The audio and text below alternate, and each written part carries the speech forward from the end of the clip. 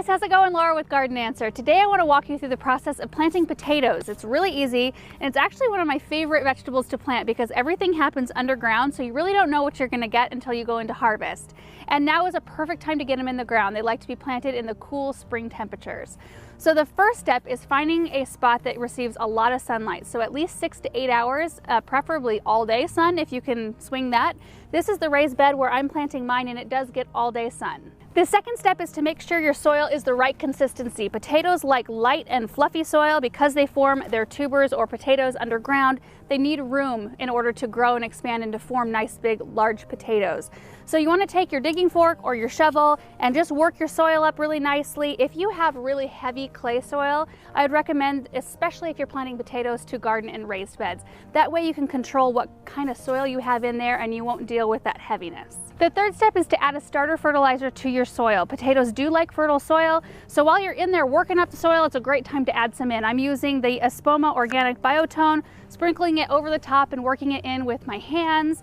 Potatoes do like a pH between about 5 and 6, but they're fairly adaptable and should produce a pretty good crop for you. However, if you have really high alkaline soil, it's a good idea to add in some sulfur into your soil to bring that pH down a little bit, and the potatoes will do that much better. Step number 5 is to prep the potatoes. So if you look at the potatoes, you can see these little sprouts coming out. Those are called eyes. So if you have smaller potatoes, like say this size right here, you can just go ahead and plant them whole. There's just one eye on this potato. But if you've got larger potatoes with several eyes, you can cut the potatoes in pieces like I've done here.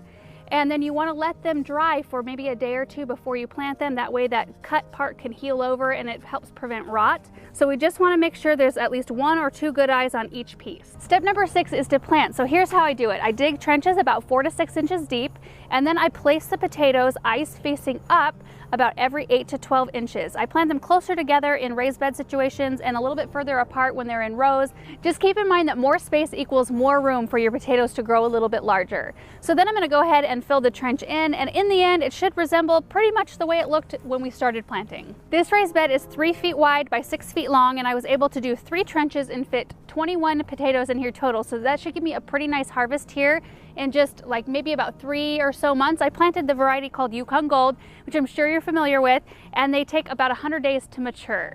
So once the plants are about 8 to 10 inches tall, I'll go in and kind of draw some of the soil from the sides around the plant and hill it up around, or mound the soil up around the base of the plant, and that helps keep the plant a little bit cooler. Some longer season varieties of potatoes or indeterminate type potatoes might even produce a few more tubers if hilled up, making them a little bit better choice over the shorter season potatoes or determinate varieties for vertical gardening. Although I've had pretty mixed results with vertical potato gardening, I found I get the best results just planting them traditionally in the ground. The 7th step is to water, and potatoes do like to be consistently watered, especially during their flowering stage because that's when they're producing their tubers. So keep your eyes out during that time. I usually give mine a deep soak about once or twice a week during the hottest part of the summer. I just like to make sure that the top 1 or 2 inches of soil dries out between watering, so it might vary for you depending on your soil type and what climate you live in. If you live in a more mild climate, you may not have to water as often. Of course, this time of year when it's springtime, it's a lot cooler. I might be able to go 10 to 14 days between watering. I just keep my eyes on the consistency of the soil, make sure it doesn't stay too wet because I don't want them to rot. This bed is actually going to eventually be hooked up to drip system, I'm hoping in the next couple of weeks. We've got a